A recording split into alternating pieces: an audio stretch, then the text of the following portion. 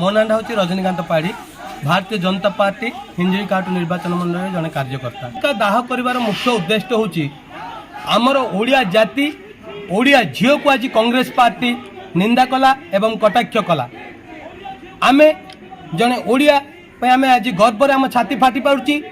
आमर मोदीजी ओडिया को द्रौपदी मुर्मू को राष्ट्रपति प्रार्थी करी भारतर सर्वप्रथम नागरिक करी ओडिया जाति को सर्व ऊपर रखा चेष्टा करने समय विजय कुमार कांग्रेस पार्टी गोटे हीन मन राहुल गांधी कूट चक्रांत और राहुल गांधी ये जो ओडिया जाति प्रति हीन मन